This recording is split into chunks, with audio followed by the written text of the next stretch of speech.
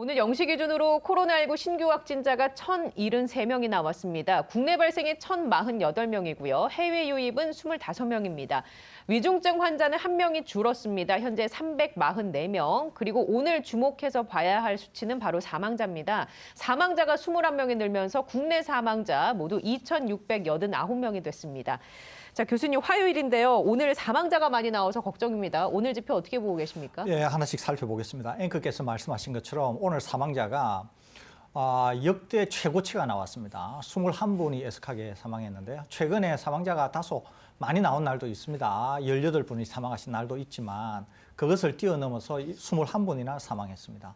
많은 전문가들이 백신 접종, 또 기저질환 여부, 또 고연령층인지 아닌지 등에 대한 그런 데이터를 좀 질병청이 사망자와 관련해서 발표해주면 좋겠다 이렇게 요청을 하는데도 네. 질병청이 아직 그렇게 발표를 하지 않아서 이 21분 각각이 백신을 접종하셨는지 안 하셨는지 등에 대한 것은 저희들이 지금 확인이 안 되고 있습니다. 아마도 어제 강 기자님이 여러 가지 취재 정황을 말씀하신 적이 있는데 요즘의 사망자가 주로 백신 미접종자에게서 나오고 있다 이런 말씀을 하셨는데 저희들이 확인이 되는 대로 다시 자세히 소상하게 말씀을 드리도록 하겠습니다. 예. 확진자 상황만 놓고 보면은 어제 말씀드린 것처럼 하향 안정화 추세로 확실히 접어들었다 이렇게 볼 수 있습니다. 원래 매주에서 제일 중요한 것이 수요일, 수목금토인데요. 월요일 날에는 줄어들었다가 화요일 날 약간 늘었다가 수요일 날에 본격적으로 늘게 됩니다. 어제 대비 오늘은 해외 유입을 고려한다고 하면 약 20명 정도가 늘었으니까 다른 때와는 달리 늘기는 했지만 아주 소폭 늘었다 이렇게 볼 수 있습니다.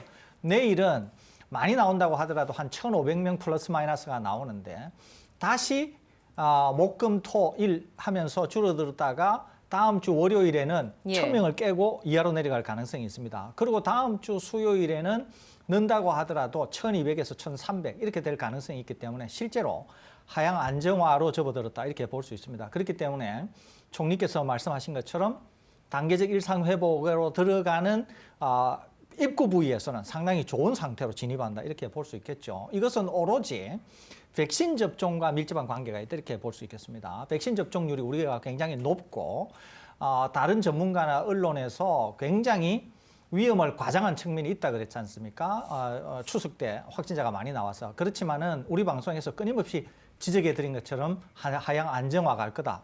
실제로 하향 안정화로 왔습니다.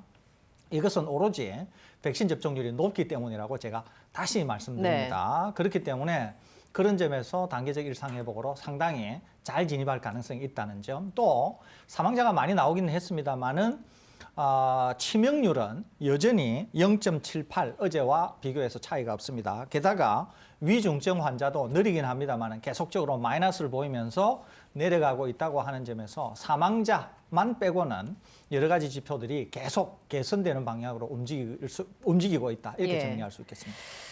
자, 제가 사망자와 관련해서 이런 질문을 드릴 수밖에 없습니다. 어떤 질문이냐 하면요. 일단 백신 접종률 현황을 보면 1차 접종을 완료한 분이 4천만 명이 넘어서면서 인구 대비 78.8%고요. 그리고 접종 완료까지 된 분들을 보면 3,381만 명을 넘어서 인구 대비 65.9%입니다. 꽤 높은 수치란 말이죠. 그렇습니다. 이렇게 백신 접종률이 높음에도 불구하고 사망자가 이렇게 많이 나왔다라는 것을 우리가 어떻게 해석해야 될까요? 몇 가지가 있을 수 있는데요. 하나는 백신 접종자와 백신 미접종자를 구분할 수가 있습니다. 백신 미접종자 중에서도 둘로 구분할 수 있는 거죠. 젊은 분이 있을 수 있고 또 고령층이 있을 수 있습니다. 게다가 이제 젊은 층 중에서도 기저질환이 있는 분이 있을 수 있는 거죠. 그러니까 미접종자가 감염이 되면은 백신 접종을 안 하신 분들이기 때문에 여전히 위험할 수 있다는 거죠. 그러니까 이분들에게서 이제 사망이 나올 가능성이 있는 거예요. 그다음에 백신 접종을 하신 분 중에서 현재까지 우리나라에서 확인된 돌파 감염에 의한 사망자는 2분이 일단 확인이 됐습니다. 2분 다 연세가 80대 이상이시고 기저질환이 있는 분이셨죠, 이게. 돌파 감염도 이렇게 연세가 많고 기저질환이 있는 분들은 기본적으로 위험할 수 있습니다. 그렇기 때문에 면역을 지속적으로 유지하기 위해서 이제 부스트샷이 필요하다는 거죠. 어제죠 아마 미국의 콜린 파월 합참의장이자 이제 국무부 장관을 지내셨던 분이 사망하셨다고 우리나라 언론에서도 굉장히 크게 다루어지지 않았습니까? 그런데 이분도 온전한 백신 접종을 하신 분이세요. 그런데 이제 이분이 혈액암이나 그 이외의 기저질환을 한 두세 개 정도 갖고 계시기 때문에 백신 접종을 하셨더라도 이제 사망을 하신 것이거든요. 그러니까 이제 제가 말씀드린 것처럼 백신 접종 하신 분, 백신 접종 안 하신 분들 중에서도 일단 고령층은 둘 다 공이 다 위험하다는 거죠. 그다음에 백신 접종을 안 하신 분들은 젊으신 분들 중에서도 기저질환이 있는 분들은 위험하기 때문에 아무래도 사망자가 바로 이런 상황에서 나오는 게 아닌가 생각이 됩니다. 기본적으로. 게다가 앵커께서 말씀하신 것처럼 아니 백신 접종률이 높은데 왜 이렇게 사망이 나오느냐. 방금 제가 말씀드렸죠. 백신 접종하신 분들 중에서도 아무래도 고령층이면서 기저질환이 있거나 이런 분들, 그래서 부스터샷이 필요하신 이런 분들에게서 혹여 나온다고 하면은 그분들에게서 사망자가 나왔을 것으로 생각이 되는데 당국이 발표 안 하니까 하고 있지 않으니까 일단 모른다는 거죠. 그러는데 어제 강 기자님 말씀하신 거를 가져와서 다시 말씀드린다고 하면 아무래도 백신 접종을 하지 않은 고령층에서 다수 사망자가 나온 게 아닌가 이렇게 조심스럽게 추측은 됩니다. 그 방송하는 입장에서도 데이터가 좀 빨리 나왔으면 좋겠습니다. 그래야 그렇습니다. 우리가 그걸 갖고 얘기를 할 수 있으니까. 그렇다면 이 보도를 한번 결부시켜서 생각을 해보죠. 한겨레가 오늘자로 실은 기사인데요. 고령 미접종자들 부작용이 더 겁나라면서 설득 숙제 받아든 위드 코로나라는 제목의 기사입니다. 그러니까 기사 내용을 보니까 그러니까 거부하는 사람들의 이유를 살펴봤습니다. 77%가 접종 이상 반응에 대한 우려, 그리고 백신 효과를 믿을 수 없어서라고 응답한 사람이 66%, 기본 방역 수칙을 잘 지키면 예방할 수 있을 것 같아서가 41%로 조사가 됐습니다. 접종 거부자들의 그 이유를 살펴본 설문조사를 제가 말씀을 드렸는데요. 이렇게 이유를 알았다면 대처를 해야 되지 않겠습니까? 어떤 식으로 대처를 해 나가야 될까요? 이제 그 기사를 이제 우리 제작진이 이제 서로 오늘 이렇게 아침에 공유하면서 공유가 됐죠. 봤지 않습니까? 그래서 제가 기사를 찾아봤어요. 찾아보니까 기사가 되게 길어요. 거기에다가 한 5분, 6분 정도 되시는 65세, 75세, 막 80세 되는 분들이 이제 인터뷰를 하신 거 아닙니까? 그런데 여기에 두 가지가 있어요. 두 가지가. 아마 길어서 앵커가 다 말씀 못 하신 것 같은데 하나는 부스터샷에 대한 걱정이에요. 하나는 부스터샷. 그러니까 나 온전한 접종 다 했는데 부스터샷 하라고 하면은 나 부스터샷 웬만하면 안 할 거야. 그게 하나가 있죠. 그런 내용이 하나가 있어요. 두 번째는 아예 백신 접종을 안 하신 분들이에요. 안 하신 분들인데 백신 접종을 하는 거에 대한 걱정이 있는데 나 안 할 거야. 그러면서 나 그냥 백신 접종을 안 하더라도 웬만하면은 사람들 안 만나고 나 집에서 혼자 있을 거야. 그리고 하나같이 이분들이 다 뭐라고 말씀하시느냐 하면은 내가 감염이 되면은 자식들에게 부담을 준다니까. 그래서 나는 그냥 내 몸을 잘 간수를 해가지고 감염이 안 돼서 자식들에게 부담을 안 줄 거야. 이게 전체 내용입니다. 그런데 이제 앵커께서 말씀하신 게 이분들이 이렇게 이제 부스터 샷을 맞으시기를 당국이 권하는 대상자거나 아니면 백신 접종을 아예 안 하신 분들도 고령층이니까 백신 접종을 하라고 권유하는데도 제일 큰 걱정은 뭐냐면은 백신 부작용에 대한 걱정이 있다는 거예요. 백신 부작용. 이 문제를 어떻게 할 거냐라고 이제 한겨레가 지적을 하고 있어요. 그러는데 이제 그 내용으로 들어가 보면은 딱 둘로 나눠집니다. 하나가 뭐냐면은 언론에서 공포를 과장한 게 하나가 나오고요. 두 번째는 이분들이 하나같이 말씀하시는 게 뭐냐면은 백신 접종이나 이거 관련해서 그러니까 백신 접종을 하신 분도 아까 있다 그랬잖아요. 부스터샷을 염려하시는 분들 중에는 의사분들한테 가서 백신 접종을 얘기하는데 의사들이 나 기저질환이 있거나 나이 많거나 그러니까 접종을 하지 말라고 한다고 하는 얘기를 하신 분들이 거기 되게 많아요. 그러니까 둘로 나눠지는 거죠. 하나가 언론의 역할인데 언론이 과장했다. 올바른 정보를 전달하기보다는 공포를 부추긴 거에 대해서 이분들이 상당한 공포를 갖고 있다는 게 하나가 있고 두 번째는 의사 선생님들이 이분들은 고위험군이니까 백신 접종을 하러 갔을 때 백신 접종을 할 때 여러 가지 올바른 지식을 전달해야 되는데 일부 의사분들은 인터뷰 내용에 의하면 상당히 잘못된 지식을 전달한 분들 계시는 거예요, 이게. 그러니까 우리가 이제 생각해야 될 것은 방역 당국이나 의료계, 그러니까 이제 의협 같은 의료계겠죠. 이런 데서 힘을 합쳐서 올바른 지식이 전달이 되어야 언론들도 올바른 역할을 할 수 있고 동시에 그런 올바른 지식을 통해서 공포에 사로잡히지 않아야 된다는 거예요. 그다음에 이분들이 의사분들을 통해서든 아니면 다른 언론을 통해서든 부작용에 대한 걱정이 있으신 거 아니에요. 그렇지만은 어떤 게 필요하냐 하면은 이분들은 그것만큼이나 감염이 되었을 때 정말 위험할 수 있다는 거예요. 이분들은 무슨 말이냐면 이거예요. 하나같이 이분들이 이 생각을 하고 있거든요.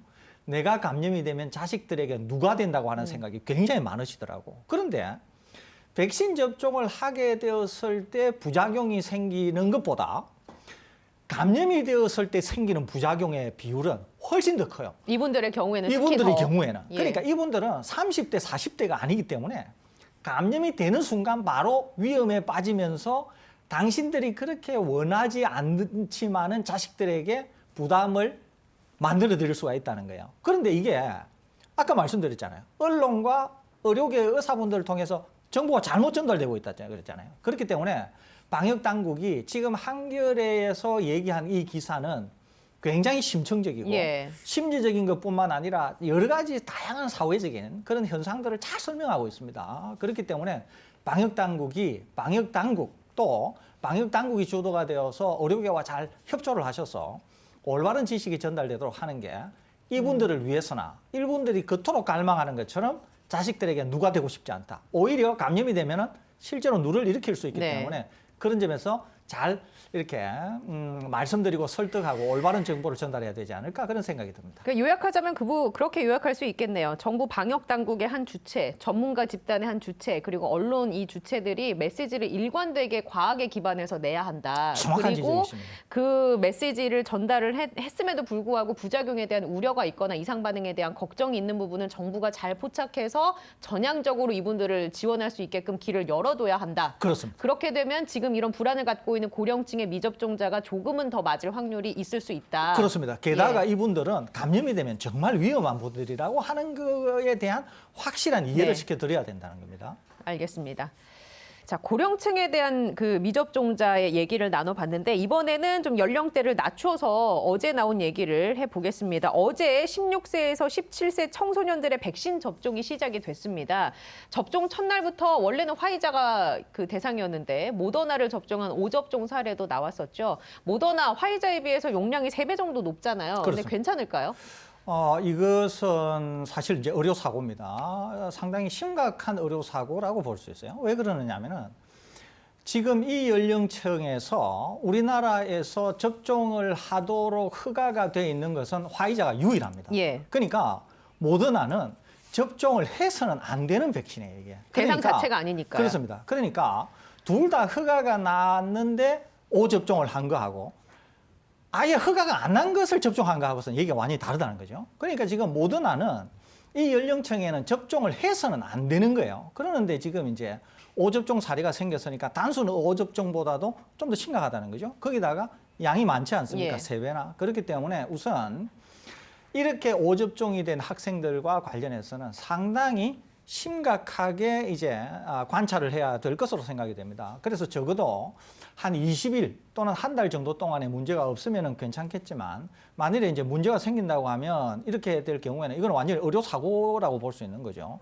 접종을 해서는 안 되는 것을 접종을 했었기 때문에 그렇기 때문에 굉장히 꼼꼼하게 예. 어떤 이상 반응 또는 부작용이 생기나 안 생기나 하는 것을 확인해야 될 것 같고 이 5접종은 여러 가지를 사용을 할 수 있는데 잘못 접종한 것과는 차원이 다릅니다. 그렇기 때문에 그런 점에서 방역 당국이 굉장히 주의를 기울여야 될 것 같고 우리 방송에서 여러 번 말씀드렸는데 어른에게 있어서 5접종을 하는 것과 다소 이상 반응이 생기는 것과 또 이 연령층에서 이상 반응이 생기거나 문제가 생기는 것은 완전히 사회가 감당해야 되는 그런 거에 있어서 완전히 다르다고 여러 번 예. 말씀드렸습니다. 그렇기 때문에 사소한 문제라고 하더라도 이런 잘못된 일이 생기지 않도록 상당한 주의를 기울여 달라는 당부의 말씀을 첨언합니다. 고3의 경우에는 백신 접종을 미리 했잖아요. 보니까 심근염이나 심낭염이 10만 명당 3.6건이 발생했다라는 데이터가 있습니다. 이 결과는 어떻게 해석하십니까? 이 결과는 심근염이나 심낭염이 빈도가 그렇게 낮다고는 볼 수 없어요, 사실은. 예를 들면 이런 거죠. 아스트라제네카의 혈전 부작용인 경우에는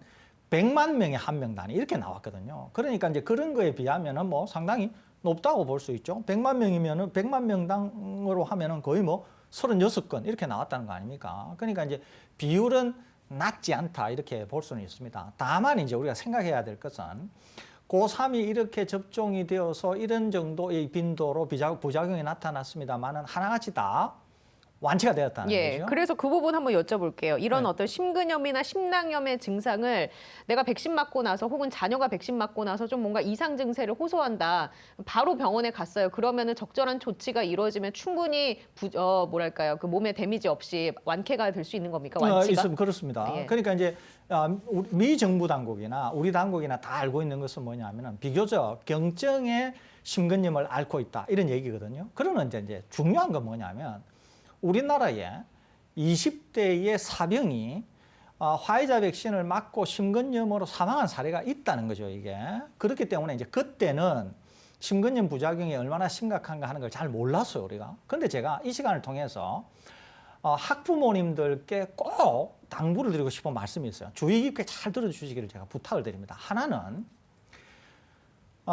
대상자가 백신을 접종하는 대상자가 선천성 심장 질환을 가지고 있을 수가 있어요. 선천성 심장 질환을 가지고 있는데 백신 접종을 했을 때 심근염이 생기게 되면은 합병증이라고 하는 부작용이 나타날 수가 있습니다. 이때는 아무런 원래 기저질환이 없는 아이들이 맞게 되는 심근염하고 기저질환, 심장 쪽에 기저질환을 갖고 있어서 합병증 형태로 나타나는 것은 상당히 다를 수가 있어요. 그걸 꼭 기억하셔야 됩니다. 두 번째는 합병증 형태로 나타났든 합병증 형태로 나타나지 않았든 심근염 증상이 나타나면 즉시 좀 큰 병원, 중대형 병원으로 바로 아이를 데리고 가야 됩니다. 그러면서 백신 접종한 후에 이런 증상이 나타났다고 얘기하면서 신속한 검사를 받아야 됩니다. 이제 그러면 어떤 증상이 나타나는가 하는 게 중요하잖아요. 그럼 어떤 증상이 나타나냐면 하나는 심장 쪽에 통증이 생깁니다. 통증.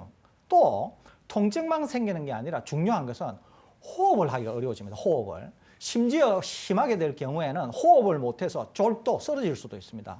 이런 증상이 나타나면은 상당히 시간을 다투는 일이라고 생각해서 급히 병원으로 가셔야 됩니다. 꼭 기억하셔야 됩니다. 병원 간 이후에 처치는 어떻게 이루어집니까? 병원에 가면은 우선은 이제 예. 정말 심장 쪽에 문제가 있는지 없는지 아니면은 심근염이면은 심장이 좀 부풀어 오르고 하거든요. 그러면은 이제 초음파라든지 여러 가지 혈액 검사나 이런 걸 하게 되면은 이제 심장에 염증이 생겼는지 또 심장에 근육에 문제가 있어서 심장이 부풀어 올랐는지 이런 걸 다 확인을 할 수가 있습니다. 그런데 만일에 실제로 대상자가 그런 증상을 느끼는데도 검사를 해보니까 검사상 나타나지 않는다. 예. 그러면은 본인이 느낄 뿐 실제로 심각하지 않아서 시간이 좀 지나면 회복이 될 수 있다고 이해하시면 됩니다. 그러는데 이제 정말 검사를 해보니까 염증 수치가 높다든지 또 초음파를 해보니까 심장이 부풀어 올랐다든지 이러면은 이제 입원을 한다든지 하는 조치를 해야 됩니다. 그럼에도 불구하고 반드시 뭐 사망에 이른다거나 후유증이 심각해서 나중에도 문제가 된다거나 이렇게 예단하실 필요는 없습니다. 충분히 치료받으면은 온전히 회복될 수 있기 때문에 그 점을 꼭 기억하시면 예. 됩니다. 겁을 먹으실 필요는 없다는 거죠. 과도한 그 걱정은 하실 그렇습니다. 필요가 없다. 또 다른 하나가 있어요. 또 예. 다른 하나. 학부모님들이 꼭 주의하셔야 됩니다. 이 대상 연령자들이 백신을 접종하고 난 다음에 특히 남학생들인 경우에는 과격한 운동을 할 수가 있어요. 농구라든지 이런 과격한 운동을 할 수가 있습니다. 과격한 운동을 하게 될 경우에는 그 과격한 운동이 위험을 초래할 수 있습니다. 그러니까 꼭 이렇게 이 연령대가 백신 접종을 하고 나면 당분간은 운동을 좋아하더라도 과격한 운동, 뭐 수영이라든지 농구라든지 뭐 다 그런 형태의 운동을 자제해 달라는 말씀을 제가 꼭 드립니다. 그러니까 방금 말씀드린 이런 것들을 학부모님이나 학교가 알고 있으면은 학생들에게 널리 이렇게 좀 알려서 이런 점에 대해서 주의를 기울여 달라는 말씀 드립니다. 예.